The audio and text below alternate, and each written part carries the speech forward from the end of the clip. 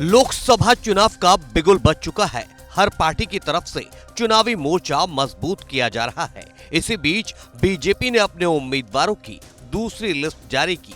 दूसरी लिस्ट में उत्तराखंड की 2 सीटों पर उम्मीदवारों की घोषणा की गई है। इनमें एक खास सीट और खास नाम पीएम नरेंद्र मोदी और अमित शाह के सबसे करीबी अनिल बलूनी का है। गढ़वाल लोकसभा सीट की बात करें तो यहां से बीजेपी ने तीरथ सिंह रावत का टिकट काटकर अनिल बलूनी को मैदान में उतारा है।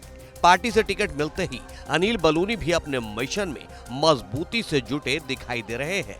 गढ़वाल लोकसभा सीट पर चुनावी अभियान का आगाज भी कर दिया है। अनिल बलूनी के कद का अंदाजा इसी बात से लगा सकते हैं कि मौजूदा वक्त में बीजेपी के चाणक्य कहे जाने वाले अमित शाह के बाद बीजेपी में कोई सबसे प्रभावशाली रणनीतिकार, दमदार सलाहकार और कुशल व्यवहार नेता माना जाता है तो उनमें अनिल बलूनी का नाम फहरिस्त में सबसे ऊपर है।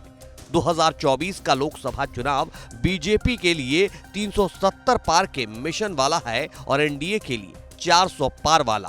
तो जानना जरूरी है कि आखिर राज्यसभा सांसद रहे अनिल बलूनी पर पीएम मोदी और शाह को जो इतना भरोसा है उसके पीछे की वजह क्या है। दरअसल बलूनी छात्र जीवन से बीजेपी से जुड़े हुए हैं। उत्तराखंड की राजनीति में खासे सक्रिय देखे जाते हैं। केंद्र में भी उनकी बड़े बड़े नेताओं से अच्छी दोस्ती है। अनिल बलूनी ने पीएम मोदी के सभी चुनावी कैंपेन संभाले हैं। अनिल बलूनी बीजेपी के लिए चुनावी नीतियां बनाते हैं। बीजेपी के सोशल मीडिया कैंपेन की जिम्मेदारी भी बलूनी के कंधों पर ही है। अनिल बलूनी को पीएम ने राष्ट्रीय मीडिया प्रभारी की जिम्मेदारी भी दी हुई है।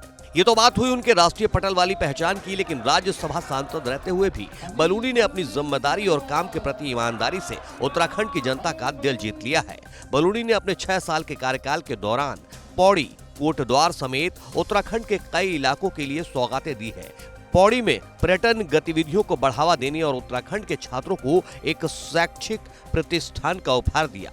पौड़ी नगर में सांसद निधि से तारामंडल यानी प्लैनेटेरियम और पर्वतीय संग्रहालय यानी माउंटेन म्यूजियम बनाने के लिए सांसद निधि से एक मुश्त 15 करोड़ की राशि जारी की। यह महज बानगी है। पूरे 6 साल के कार्यकाल में बलूनी ने राज्यसभा सांसद रहते जितना बन पड़ा उससे कहीं ज्यादा सौगातों की बारिश की है।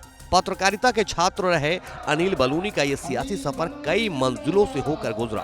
बिहार के राज्यपाल रहे सुंदर भंडारी को ओएसडी के तौर पर अपने करियर की शुरुआत की। उन्हीं के साथ गुजरात गए, वहीं नरेंद्र मोदी से मिले, उनके करीब आए, जिसके बाद 2014 में बीजेपी में राष्ट्रीय प्रवक्ता की जिम्मेदारी मिली। इसके बाद राष्ट्रीय मीडिया प्रमुख बन गए, जिसमें उन्होंने अभूतपूर्व काम किया। कहा जा रहा है कि अब उसी काम का इनाम मिला है।